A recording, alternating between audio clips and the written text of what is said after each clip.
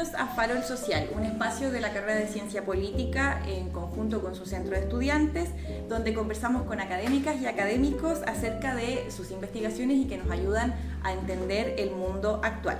En este capítulo hablaremos de un tema que es poco visible, pero que es muy relevante y que tiene que ver con cómo el Estado se relaciona con la religión y cómo eso es también administración pública. Para ello tenemos a nuestro invitado Cristian Sepúlveda. Él es académico del Departamento de Sociología, Ciencia Política y Administración Pública de nuestra universidad. Él es administrador público de la Universidad de Concepción y magíster en Gerencia Social de la Universidad de la Frontera. Tiene una especialización en la Universidad de Estrasburgo en torno al tema de los derechos humanos, así que tiene dentro de su experiencia 12 años trabajando con organizaciones de la sociedad civil, 10 años de experiencia en docencia. Sus áreas de trabajo son los derechos humanos en niñez y el desarrollo comunitario, además de, por supuesto, la gestión pública de la diversidad religiosa. Bienvenido, Cristian. Bueno, muchas gracias por la invitación a este podcast que desarrollan los estudiantes de Ciencia Política de esta universidad. Bueno, para empezar, ¿qué significa estudiar la administración pública de los asuntos religiosos?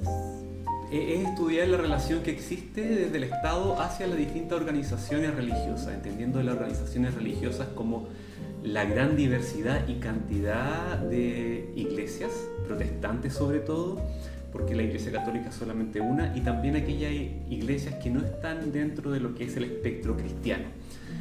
¿Cómo nos relacionamos a nivel local, regional y, por qué no, nacional, con las organizaciones religiosas?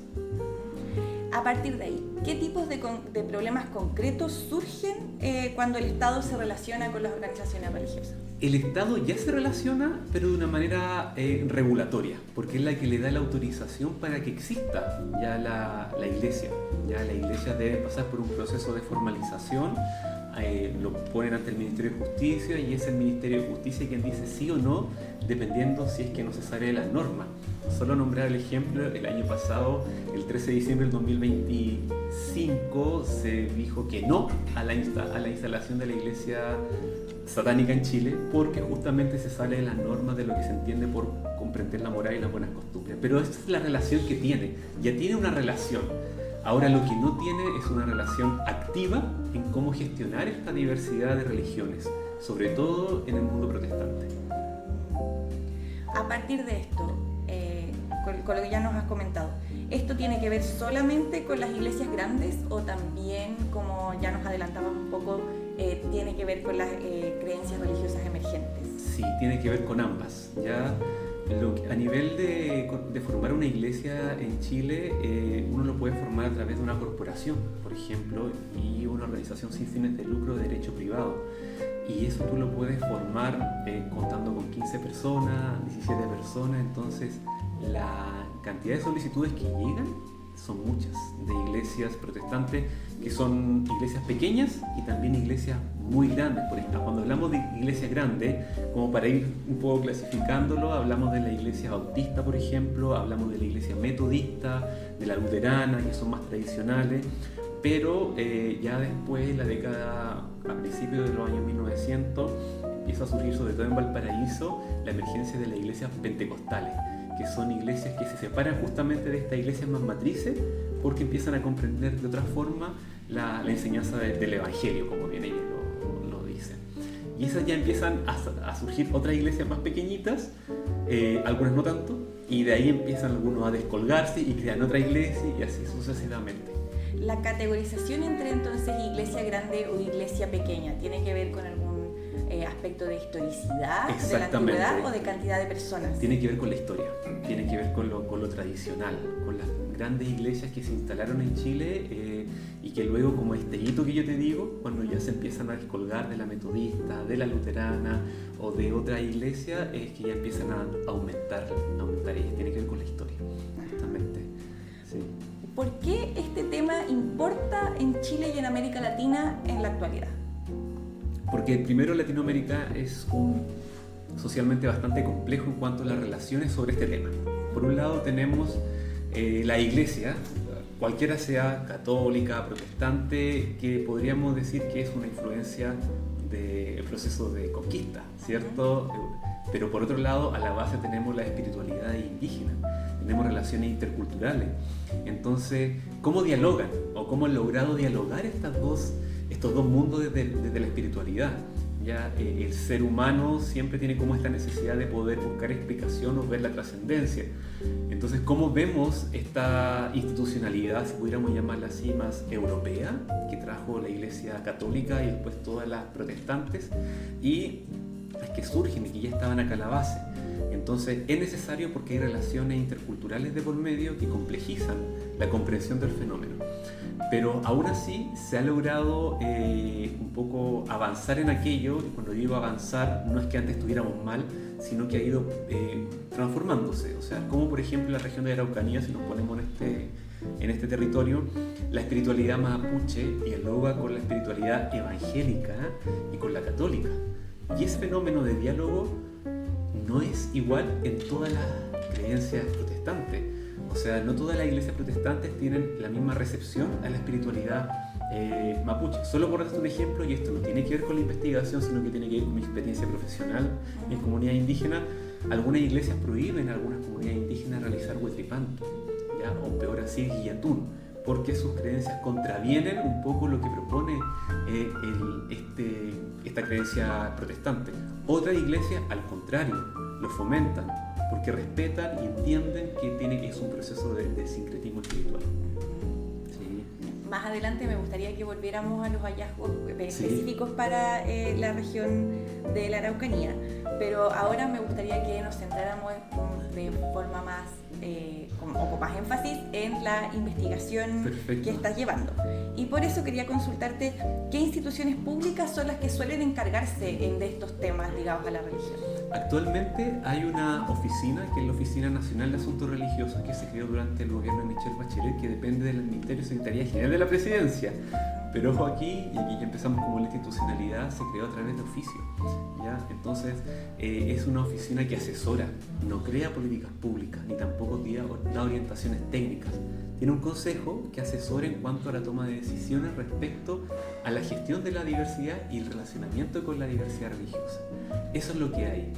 Pero lo que ha sucedido es que a nivel local, las municipalidades, como dentro de la misma ley les da las facultades para que ellos puedan crear cualquier oficina con tal de fortalecer el desarrollo comunal, han creado oficinas comunales de asuntos religiosos, pero sin ninguna orientación previa, sin ninguna política pública, porque no está, porque eso no existe.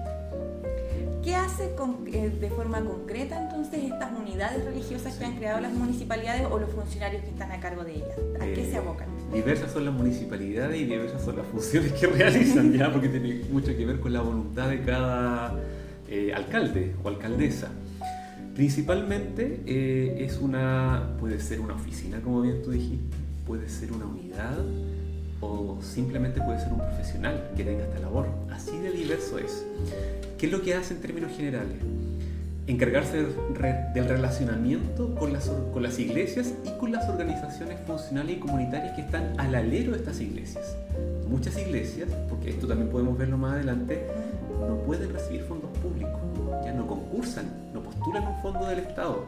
¿Ya? Entonces crean organizaciones al alero de esta iglesia que ellas sí pueden ejecutar estos fondos públicos. Entonces, es el relacionamiento, es la gestión, porque también las municipalidades ven un gran valor en las iglesias y en las organizaciones al alero de la iglesia, sobre todo para fortalecer el capital social que hay dentro de la comuna y también poder abordar algunas problemáticas sociales donde la municipalidad o el Estado no llega. Eso es clave. Sí, en ese sentido, ¿cómo se puede equilibrar la libertad religiosa, la igualdad ante la ley y la neutralidad estatal en esta orgánica que se genera? La Constitución habla de la libertad de conciencia, ¿cierto? La libertad de conciencia en la cual uno puede profesar específicamente cualquier ley, o sea, cualquier religión, ¿cierto? Mientras no atente contra las morales y buenas costumbres. Y esto es de la Constitución del 25. El año pasado cumplimos 100 años de aquello, porque antes era la Iglesia Católica y todas las otras religiones eran ilegales, ¿cierto? Entonces habla la Constitución específicamente de la libertad de conciencia, o sea, lo lleva a un nivel individual, ¿cierto? Es súper interesante la libertad de conciencia porque no se restringe solamente a lo religioso, ¿no? Se restringe a otros puntos más, a la toma de decisiones sobre uno mismo, por ejemplo. Y el año 99 se crea la ley que se le llama la Ley de Libertad de Culto. Así se le conoce, no ese es el nombre, pero así se le conoce. Ajá. ¿Y qué es lo que viene a hacer la ley el año 1999? A equiparar en un estatus legal igualitario o similar la Iglesia Católica con las iglesias protestantes. Ellas ponen al mismo nivel de derecho público. Ambas son de derecho público. La Iglesia Católica, por ser una iglesia tradicional, histórica, todo el cuento que uno sabe alrededor de ella, es de derecho público, pero las protestantes no tenían ese estatus jurídico y ahora sí lo tienen. Entonces las ponen a un mismo nivel. Y no solamente las protestantes, sino todas las otras que no son católicas. Entonces, eso viene a fortalecer la institucionalidad, y si a eso le sumamos la creación de la Oficina Nacional de Asuntos Religiosos y ahora las oficinas comunales o municipales de asuntos religiosos, claramente hay un avance en cuanto a la institucionalidad, a la gestión de la diversidad religiosa. Pero los desafíos que enfrentamos en Chile son muy distintos, o mejor dicho en Latinoamérica, son muy distintos a los que se enfrentan en Europa, por ejemplo. Claro. Pero volviendo al contexto nacional o local, como tú prefieras, ¿cuáles son las tensiones que tú distingues que aparecen entre la burocracia, la política y la creencia de las personas? Ya. Lo primero es que el gran contexto es que en Chile tenemos un modelo, y esto es como más teórico, pero igual interesante. Nos interesa. Sí, un modelo de colaboración con autonomía. ¿Qué significa esto? En palabras muy sencillas. Yo, Estado, soy autónomo de usted, Iglesia. Ya, eso lo podemos entender, pero en otros países, por ejemplo, en los países nórdicos, las iglesias son parte de la estructura estatal. Es un servicio público más. Acá no. Pero existe esta autonomía con colaboración. Usted en su lugar, yo en el mío, y nos colaboramos. Y para eso es súper importante tener un lenguaje común, ¿ya? En el cual nosotros dos nos podamos acercar, usted Iglesia y yo Estado. Porque si usted me pone el lenguaje del pecado, de todo lo que tiene que ver con la culpa, y yo le pongo encima el lenguaje que tiene que ver con la libertad y todo de una manera muy dura, probablemente nos vamos a encontrar un espacio y ambos vamos a terminar excluyendo a uno o al otro, ¿ya? Entonces ese es un modelo de autonomía con colaboración, ¿ya? Que no ocurre en todos los países, pero en Chile es así. La Constitución específicamente, o sea, literalmente no dice Chile es un país laico. El Estado no lo dice, pero se deduce, ¿ya? Que la libertad de conciencia lo da a entender, ¿ya? ¿Y cómo ahora entra la burocracia? Porque la burocracia tiene que hacerse cargo de la gestión de la diversidad religiosa a nivel local. Y uno se podría preguntar ¿por qué? ¿Por qué es tan importante ahora? Porque las organizaciones religiosas cumplen un rol que la municipalidad, que es como la primera línea de los habitantes, no logra atender, ¿ya? Entonces, por ejemplo, si hablamos de problemas de alcoholismo, si hablamos de problemas de drogadicción, violencia intrafamiliar, no, ¿ya? Entonces la municipalidad no llega a todos los lugares, a pesar de todas las políticas públicas que tiene. Ahora, respecto a la tensión que usted me preguntaba, ¿cuáles son las tensiones? Es justamente yo lo que identifico, la principal tensión es entender de que aquel burócrata que va a estar a cargo de la diversidad religiosa tiene que ser una persona que comprenda muy bien lo que es la libertad de conciencia, ¿ya? Y que comprenda muy bien lo que es la libertad de culto, porque no queremos de que esto se transforme en una capellanía al interior de las municipalidades. ¿Qué significa esto? De que el encargado de la oficina o la encargada de la oficina de asuntos religiosos sea quien bendice los espacios públicos, sea quien oriente en cuanto a la religión a los funcionarios municipales. Eso ya es capellanía, y en un estado que se separó de la iglesia el año 25 no puede pasar. Pero ¿sabes qué? Es una investigación que hicimos, como ahora que lo menciona, en 5 comunas de la región donde hay oficinas de asuntos religiosos. Los funcionarios públicos de primera llegan un poco alentados por su religión que lo respalda, ya consejo de pastores, o a veces son pastores que conocidos por el alcalde lo invitan a ser parte de la oficina de asuntos religiosos. Como estas municipalidades no tienen una política o una orientación técnica que baje a nivel central o que ellos mismos hayan formulado previamente, se llega a hacer lo que se puede. y lo que yo entiendo por la gestión de la diversidad religiosa. Y en ese hacer lo que se puede, y en ese que yo, como yo lo entiendo, puedo caer en el rol de capellanía y un poco tomar una inclinación hacia alguna fe u otra. Pero fíjate que los encargados y encargadas han sido bastante, han comprendido muy bien dónde están insertos. Dónde están insertos en la municipalidad, que se rigen por los principios que están en la ley de bases generales de la administración del Estado, están los principios de probidad, transparencia, ¿cierto? De eficiencia, eficacia y todo, coordinación, que son lo que rige la administración pública. Pero no estuvo exenta de desafío inicialmente, porque aún quizás el encargado o la encargada lo entiende súper bien, pero a veces los alcaldes, cuando quieren formar esta oficina, no tienen tan claro el por qué. Y solo para terminar esta reflexión, porque a veces cuando uno le preguntaba a los alcaldes por qué, a lo primero que apelaban era a su autoidentificación del credo. Cuando ni siquiera le preguntábamos si eran católicos, evangélicos, judíos, musulmanes, no.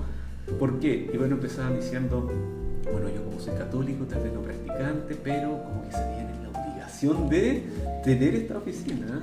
Y la justificación era personal más que de la función pública. Cierto, cierto. Entonces, pero después fueron comprendiendo, otros sí lo entendían desde la función pública, y después encontraron el valor de tener un gestor de la diversidad religiosa en cuanto a relacionamiento con las distintas organizaciones.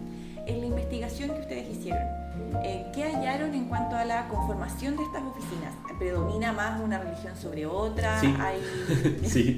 sí. Bueno, esta es una investigación que estamos liderando todavía no termina, está en proceso. Tenemos la primera parte con mi colega que ahora está en México, Bajares Leyman, que ya es trabajadora social y también hace clases en esta universidad.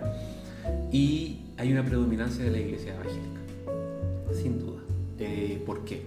De estas 4, así de predominante, son de decidores, esa es la palabra, fueron aconsejadas o propuestas por el Consejo de Pastores a nivel comunal. Ellos fueron los que le dijeron al alcalde, a solicitud del alcalde, sabe que esta es la persona más idónea para este cargo. Y hay otros que llegaron de manera, por búsqueda de un trabajo, pero siempre está vinculado al tema de la iglesia. Sí, fíjese que sí. O la persona es muy practicante, o es un pastor, o fue propuesto por el Consejo de Pastores. Todavía entonces no se ha experimentado encontrar una persona para ese cargo a través de los canales habituales de los empleos públicos. Por lo menos en la investigación que hicimos estas 5 comunas, porque nos faltaron otras 3, no. Pero por lo que conozco en las otras 3, no es muy distinta la realidad. Es un desafío. Pero yo no echaría la culpa, claro, si tuviera que decir así, o no responsabilizaría a las municipalidades completamente, sino que también no hay bajadas técnicas ni orientaciones técnicas o políticas públicas o programáticas respecto al tema de la gestión de la diversidad religiosa. Y según esta investigación que ustedes están llevando, ¿cuál es el principal desafío pendiente en Chile? Porque ya han mencionado algunos desafíos, sí, pero ¿cuál consideras tú que es el más relevante con lo que ya conocen? Yo creo que el desafío, hay un desafío que se está presentando ahora que no lo tenía en la vista cuando hicimos la investigación, y que estos encargados y encargadas de la Oficina de Asuntos Religiosos actúan, digámoslo en un lenguaje muy popular, como un jamón de sándwich, ya entre la institucionalidad que es el Estado y esta organización. Cuando actúan como jamón del sándwich, tienen que desarrollar muchas habilidades que tienen y competencias relacionadas con el diálogo interreligioso. Llegar como a comprender de que la multiparcialidad, todos son puntos de vista válidos, ya no hay uno por sobre el otro, ¿sí? Entonces, ahí hay un aporte en cómo este encargado fomenta y promueve el diálogo a nivel comunal. ¿Y por qué hablo del diálogo como un valor tan importante? Porque también actualmente estamos desafortunadamente en un contexto también de polarización política, y también esto se puede arrastrar, ¿ya? Claro, incluso en el mundo hay un contexto de guerra que se le quiere dar el tinte de guerra religiosa también. Exactamente, hay un tinte, y ese punto es súper importante porque esto a nivel ya local, súper pequeñito, fomentan el diálogo y y creen también en esto cuando comprenden muy bien que hay algo superior que defender, que es la libertad de conciencia, la libertad de religión, de poder profesar lo que tú quieras, en lo que tú quieras creer, pero que tu punto de vista es tan válido como el que tiene el de al lado. Entonces, ese es un gran valor que tiene.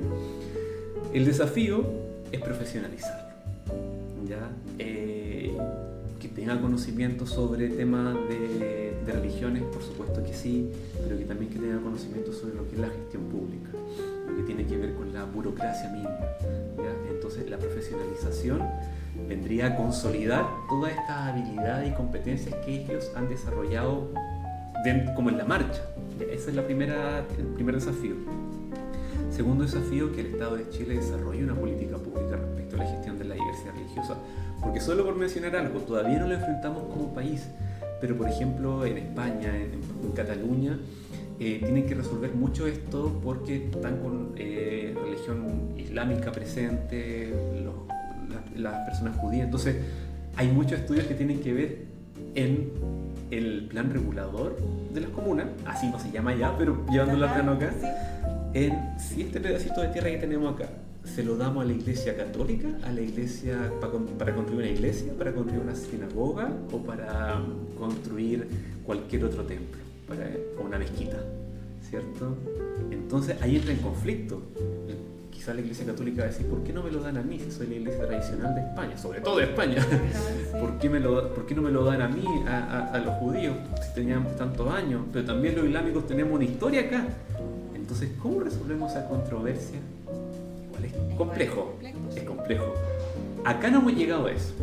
Lo que sí he visto, por ejemplo, dije un alcalde me comentaba de que quiso crear una obra, un monumento dentro de su comuna, pero pensando en la religión protestante, porque sentía que había que lograr un equilibrio respecto a distintos monumentos públicos de la iglesia católica, porque decían todas las partes, hay cruces de los católicos, iglesias, pero el pueblo evangélico, así lo decían, el pueblo evangélico no tiene una referencia exacta. Igual me pareció interesante por decirlo.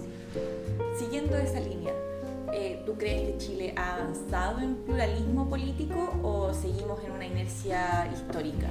¿En pluralismo político? O sea, perdón, ¿religioso? Religioso. Sí. No, yo creo que hemos avanzado respecto del espectro de las iglesias cristianas, sí.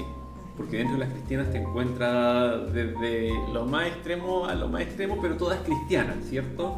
Pasa en el Evangelio lo que dijo Jesucristo, ¿cierto? O lo que se dijo de la obra de él, claro. ¿ya? Pero todavía no nos enfrentamos a... Y también hemos sido bastante respetuosos de la otra, ya de judíos, de musulmanes, ¿cierto? También lo que es... dentro de los cristianos también los testigos de Jehová, mormones, adventistas, y hemos sido bastante respetuosos, hemos avanzado, ¿ya? Hemos reconocido públicamente el valor, ¿ya? De hecho se estudia esto, hay un reconocimiento público. Aún no avanzamos a este reconocimiento más formal, en la cual se diga a través de un decreto municipal, todas las religiones son importantes y todas las religiones son valorables, ¿ya? Todavía falta un poco más de gestos públicos, ya que cuando inauguremos la plaza de la comuna, no sé, tanto, ¿cierto? Donde vivía Condorito, ¿qué comuna vivía? Se me olvidó. Ya, pero quería darle de ejemplo. Ahí esté sentado la autoridad de toda la iglesia, ¿ya? Eso uno lo puede ver ya a nivel central, en Santiago. Ajá, pero sí, exactamente, pero a nivel comunal no. Lo que yo veo es que todas estas cosas que están pasando a nivel internacional, lo mismo que usted decía, esta guerra religiosa, a nivel mundial las personas empiezan a crear ciertas percepciones sobre una religión y otra, y lo empiezan a clasificar, ya unos son más buenos que otros, ya temo, porque hasta ahora como Chile hemos sido bastante educados, muy bien portados respecto a eso, temo de que ese tipo de discursos se empiece a instalar y cuando nos enfrentemos a la otra diversidad que no es la cristiana, tomemos camino un tanto poco civilizado, si pudiéramos llamarlo así. hasta ahora, por ejemplo, bueno, ahí, solo por nombrar un ejemplo, ahí en Pablo Neruda, con Javiera Carrera, hay un monumento de la religión judía. Y hasta ahora me siento bastante orgulloso de mi ciudad porque no la han vandalizado por todo lo que está pasando en Israel. Ya solamente le han escrito algunas cosas, pero nada todavía muy importante. ¿Ya? Y ahí también uno tiene que educarse en diferenciar el Estado de la religión, las acciones del Estado de la religión que profesa, que son... y además de quienes lo profesan esa religión acá, exactamente, lejos del contexto de la guerra. Ese es un punto súper importante. Pero eso es lo que yo creo que tenemos que avanzar. Por eso hay que fortalecer estas oficinas para ir avanzando en el abordaje de las otras espiritualidades y religiones. Y también el otro ya es el llamado a las propias iglesias, que están en contextos rurales donde la espiritualidad mapuche está presente, en respetar la espiritualidad mapuche, y no solo en respetarla, sino que en reconocerla. Porque respetarla es decir, yo no hago nada para que tú ejerzas lo que quieras hacer, pero reconocerla es darle el espacio de que puedas hacer lo que tenga que ver con tu propia espiritualidad. Y ahí solo para agregar algo, ¿sí? Para hablar como del nivel de comprensión más general que tienen estos encargados, un encargado me dijo, bueno, los católicos tenemos la cruz, ¿cierto? Pero los mapuches tienen, cuando hacen el guillatune, tienen el regue, y ambos tienen el mismo propósito. ¿Y cuál, le preguntaba yo? Es un canal o un acercamiento simbólico hacia la espiritualidad. Cada uno profesa. Y por ende, tiene igual valor para nosotros. Así que me parece una reflexión... bonita reflexión. Y respetuosa. Exactamente, y potente.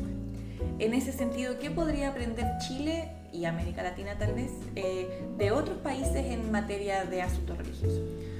Primero, de que lo que tenemos que aprender es cuál es el valor que entrega cada una de estas religiones a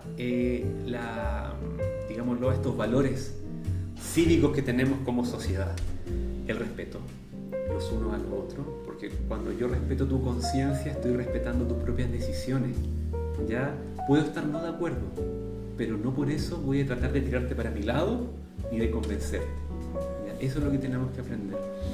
Aprender de que todas las religiones integran valores muy más allá de que suenen lindos, pero que son fundamentales para la sana convivencia. La misericordia, ¿ya? Todas las religiones tienen ese concepto, la dignidad humana, ver al otro como un igual y no como un superior, ¿cierto? Y también comprender de que un individuo es creación, si pudiéramos llamarlo, de algo superior, ¿ya? Y por ese sentido no tenemos por qué tener rivalidades entre nosotros. Las rivalidades vienen cuando tomamos posiciones extremas y cuando nos hemos olvidado de todo lo que anterior que te dije. Cuando ya el respeto a la conciencia tuya, el respeto a tu forma de creer, de ejercer la creencia, ha tomado posiciones un poco más duras. ¿Ya? Así que ahí hay un buen desafío, porque cuando uno interpreta atentar contra la moral y las buenas costumbres, ¿a qué nos estaremos refiriendo? ¿Ya? Volviendo a lo que te planteé al inicio, habría que leer muy bien este decreto que dijo que la iglesia satánica en Chile no podía instalarse, ¿ya? ¿Por qué? ¿Cuáles son las razones? ¿Sí? Entonces, aplica que ellos tuvieran, es una pregunta, para la sana convivencia, el respeto de la libertad de conciencia del otro, o también todavía estamos ejerciendo tal vez una visión un poco más desde la filosofía cristiana, desde el pensamiento cristiano, que también puede ser. Para empezar a cerrar, vamos con nuestra sección de la pregunta del público. Si una persona quiere entender mejor este tema, ¿por dónde debería empezar? ¿Cuál es tu recomendación? ¿Cuál es mi recomendación para entender sobre la gestión de la diversidad religiosa?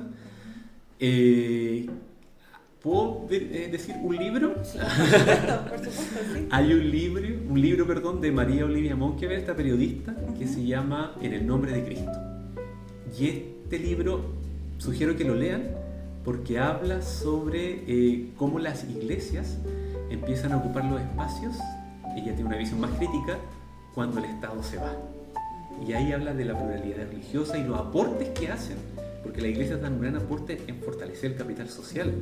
Nosotros necesitamos estar juntos como seres humanos, somos animales gregarios, no nos tenemos que obligar. Y las iglesias hacen de pegamento. Si no hay el Estado que está haciendo de pegamento, es la iglesia, y sobre todo en sectores muy vulnerables, ¿ya? Por ejemplo, Lota y todo esa el sector de Nahuelbuta en la costa de Arauco, ¿cierto? Empezar por ahí y conversar conmigo. No sé si puede, cualquier persona interesada. Ya hay autores chilenos muy buenos, Luis Bamondes.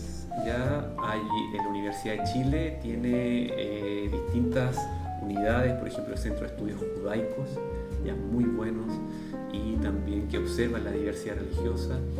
Hay unas instituciones como por ejemplo ADIR, que promueven el diálogo interreligioso entre las distintas religiones, ¿ya? Y acá tenemos la Facultad de Religión y Filosofía de la Universidad Católica, que puede dar mejores cátedras de las que doy yo respecto a esto. Y ya para cerrar, nuestra última pregunta: ¿por qué este tema es importante para los estudiantes de nuestro departamento? ¿Por qué es importante? Porque generalmente, ¿sabes por qué? Me voy a decir una cosa pero me arrepentí, voy a cambiarla. ¿Por qué? Porque los estudiantes, cuando estudiamos cómo funciona el Estado, cómo el poder juega, todo eso que estudiamos impacta en la vida de las personas. Y tenemos que entender de que las personas no se limitan a ser un individuo que se relaciona con el Estado, simplemente a hacer un trámite. La persona tiene múltiples dimensiones, y una de ellas es la dimensión espiritual, que poco y nada se le atiende. ¿Hay dimensión espiritual? Por supuesto que sí, ya, si bien que es distinto, porque en Chile ha bajado la afiliación religiosa. Desde el censo del 92, después bajamos el 2002 y ahora el 2017 fue el último censo. El último censo válido. El último censo válido bajó mucho la afiliación religiosa, es decir, tú eres católica, evangélica, mormón, bajó mucho eso.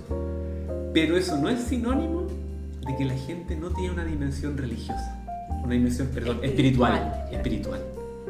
Que hay un sentido a cosas que me pasan. Cuando hablan del karma, de decretar, ¿sí? Del universo, hay una dimensión espiritual que igual que tenemos como individuos, y de eso no nos podemos olvidar. Entonces, volviendo al inicial, el Estado, la administración pública, no solo atiende a esta relación restrictiva de hacer el trámite, de obtener un beneficio o de resolver una política pública o de tomar decisiones sobre una política pública. Políticas públicas, burocracia, deben atender y entender las distintas dimensiones del ser humano. Y si los estudiantes ya previamente en la formación empiezan a entender de que las distintas dimensiones del ser humano pueden ser comprendidas y por qué no atendidas o gestionadas por parte del Estado, ya es un avance.